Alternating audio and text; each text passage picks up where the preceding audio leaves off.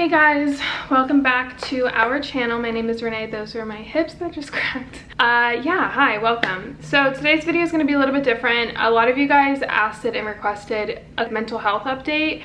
I think that's a really wonderful idea, and I might take this and have this start being a part of my channel because I feel like mental health is something that people don't really talk about very often. I feel like it's becoming more normalized, but it's really hard to kind of break that barrier if you're closed off or if you're afraid to talk about your feelings or, you know, your mental state, because I feel like, especially now in today's world, it can just be a lot to take in, and I think mental health is something that we're all kind of struggling with right now. So I just thought it would be a really good idea, and this is my personal mental health journey. If you guys watch my vlogs, you probably already know a lot of the stuff that went down this whole year, and I've talked about my mental health in the past, and I just wanted to kind of give you guys like a quick little mental health update. I find it kind of strange to put this kind of stuff online because it's very personal to me, but hopefully what I'm going through can help one of you guys or make you guys feel less alone. I've kind of journaled out some things that I wanted to talk about. So a lot of things that have been on my mind for this whole year is, I guess I'm learning patience, because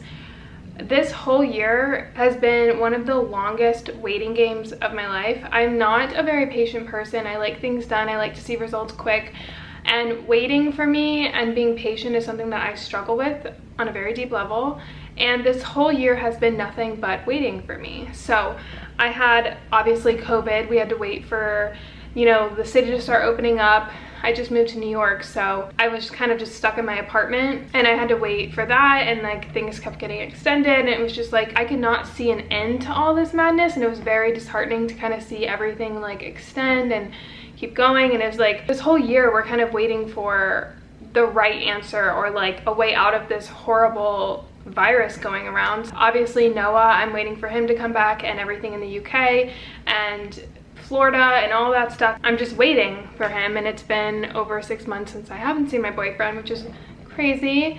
So that's been very hard for me. My dad's service, for those of you guys that don't know, my dad passed away right before all this COVID stuff started happening, and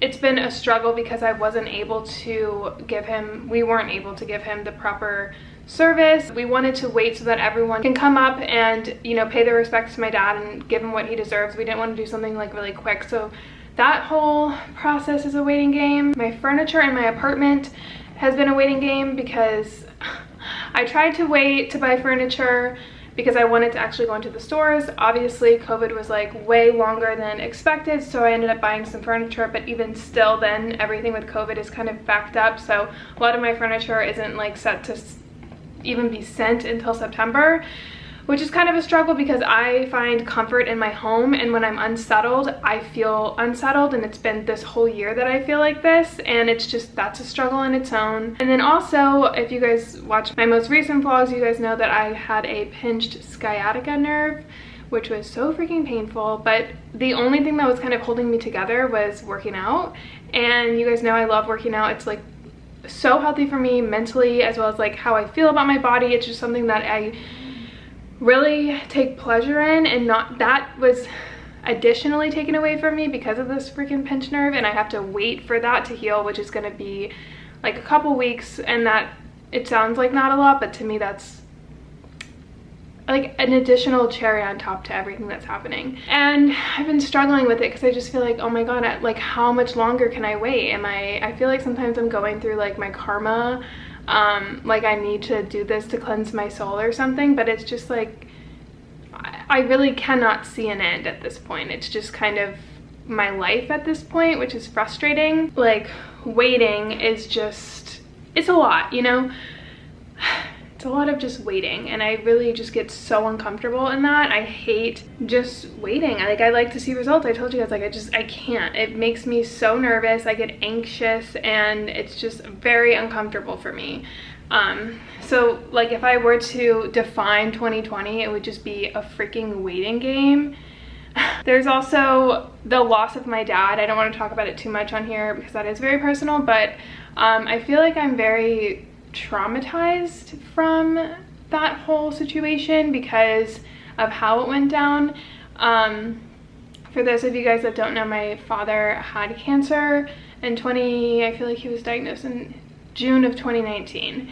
It was throat cancer, and he went through radiation and all that stuff, and he actually was told that, you know, he beat it and he was kind of on the road to recovery, and then he just had some complication in terms of that, and we were not aware that he would pass, which was, I feel like, it's just very traumatizing to not know, and then all of a sudden, like, your dad is kind of just like ripped away from you.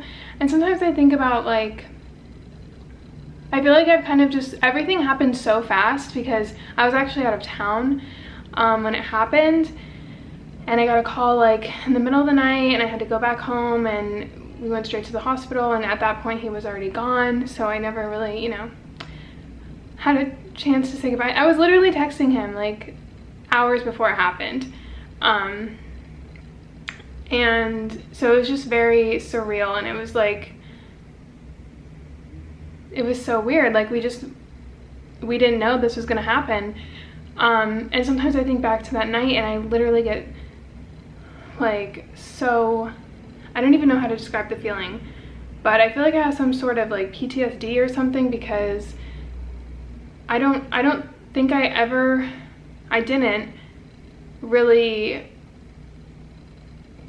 talk through that night or like thought about that night again, and whenever it does come up, I kind of just like shut it down. I'm like, I don't want to think about it, like it makes me so upset, and it's just like really scary. I feel like scared when I think about it, and you know, everything happened so quickly. I had my move, I had COVID and all this stuff, and it's just, I never really got a chance to even just let it sink in that, you know, my dad's gone. And sometimes I'll think about it and it's just like, it hits me, and it's just so weird, you know.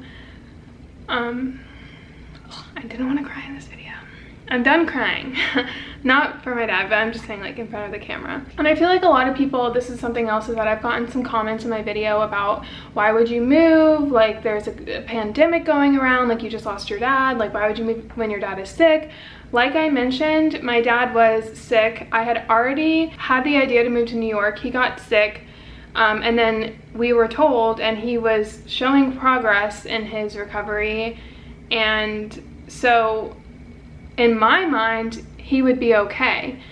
He was okay. Like, we were told that he was fine. I know my dad, and I know that he would not want me to put off my life and goals, and I did spend time with my mom, and I spent that time with my family, and what my main goal was that I was going to come up here, and it would have just been so much of a headache and hassle to cancel everything in terms of my move. So like, my furniture was arriving, which was in my pod. I had like the cable guy, I had to get my keys, I had like the elevator. Like, there was just a lot of stuff that I feel like it would have been harder to figure all that out and cancel it than to just come here for a few days and then go back.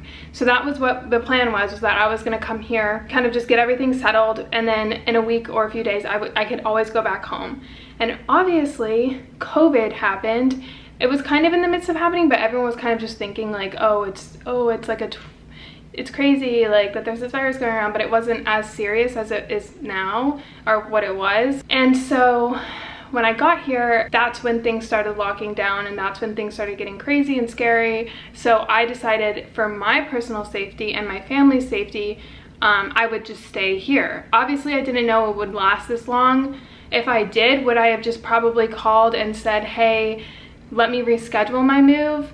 Yes, but I would be paying for my apartment and everything because I had signed a lease. So it's just, there's a lot. But probably if I knew that I would have been here for this long, I probably wouldn't have come, and I probably would have like just paid my rent and not come up and stayed with my family.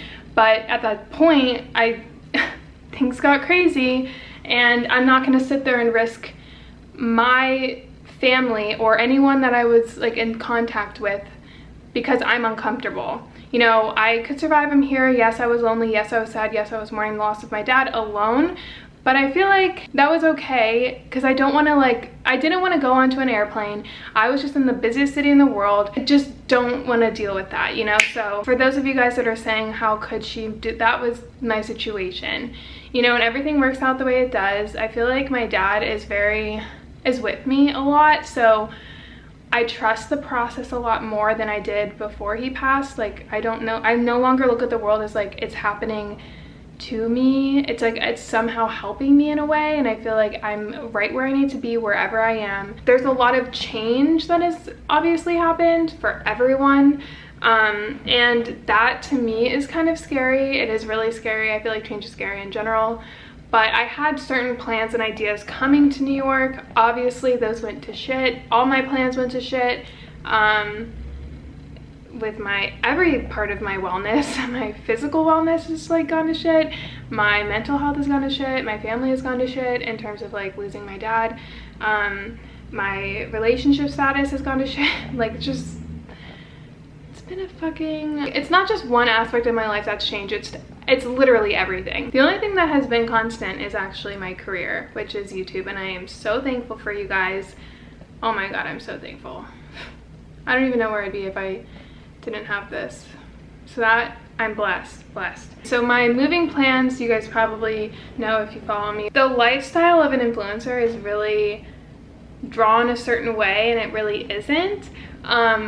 You know, everyone wants to work from home and be an influencer, and like, you know, I feel like a lot of people see a lot of perks and benefits from being an influencer, but for me it really has messed with my mental health in the way that I know that I am being affected by it. Just because I feel this way though and am this way, I'm not like speaking for every influencer. This is just how my job has kind of been for me, and this is what I was thinking last year, and why I wanted to move to New York was that I was like always at home. I was very isolated. I wasn't involved in like the real world. Everything I filmed was like just me. I do everything. I don't have any like person to help me. And being in Florida, like influencers aren't that common.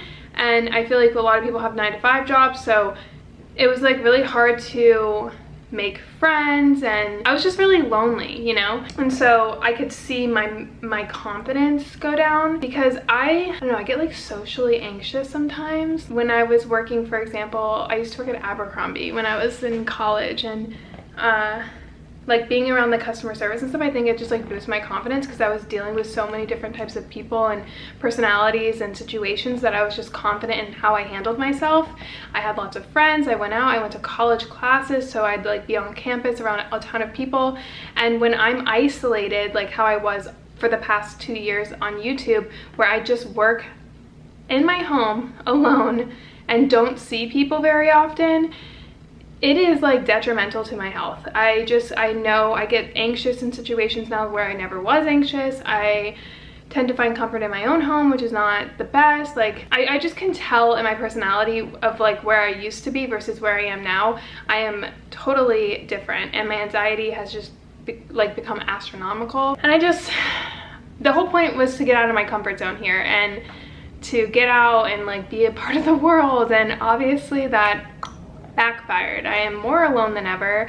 I'm more isolated, and living in a crazy city like this alone when I thought I was gonna have Noah here, it's just scary, you know?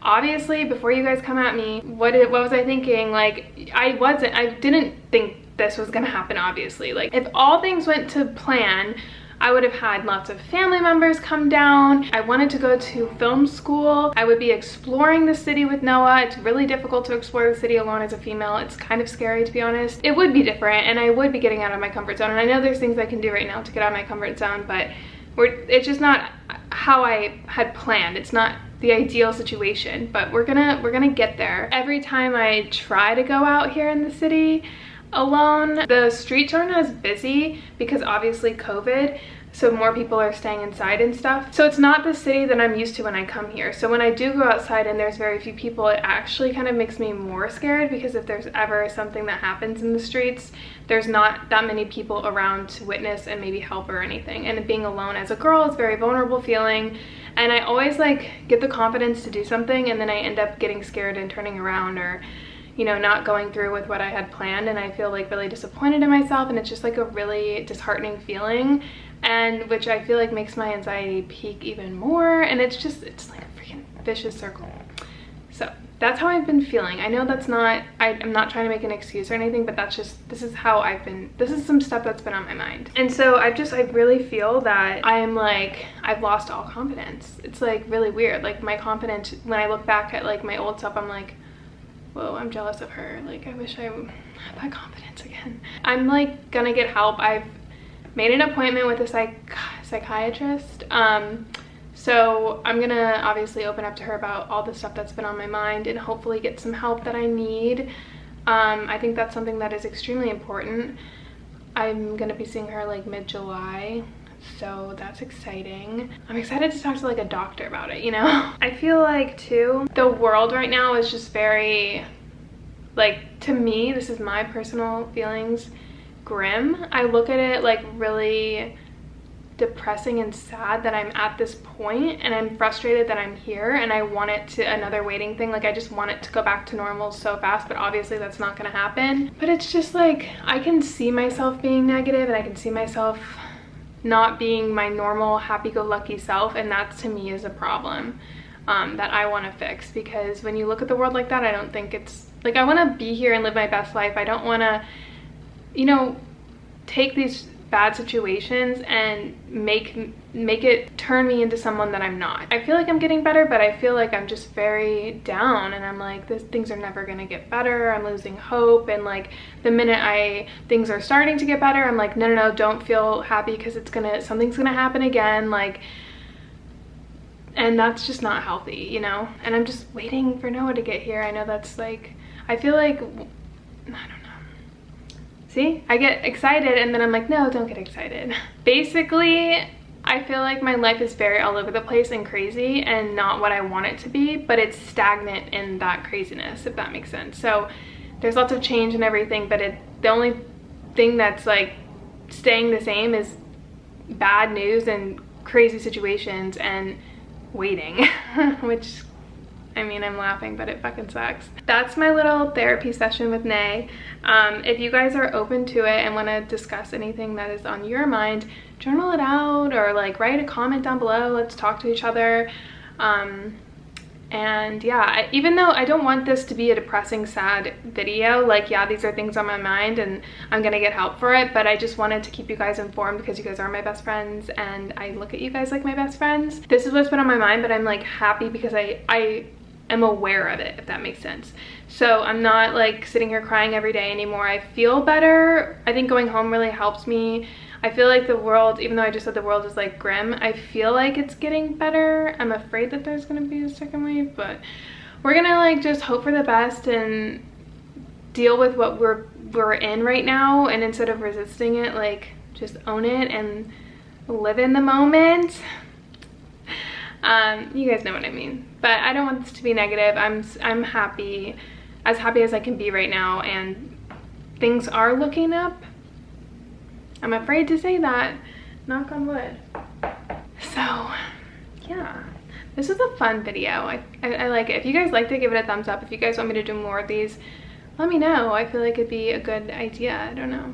I feel like everyone's going through something in their life, and whether like you're going through something way bigger than me or you think your problems aren't as real as me, like we all have problems, and our problems are like valid in how they make us feel. Don't ever feel like you're complaining or you're upset or you're not being positive. Like, no, everyone's going through stuff, and it's like healthy to talk about it and healthy to figure out why you're feeling this way, and you know, that's the first step. So yeah, love you guys so much. I'll see you guys all in a future video. Thanks for listening to me rant. Love you guys.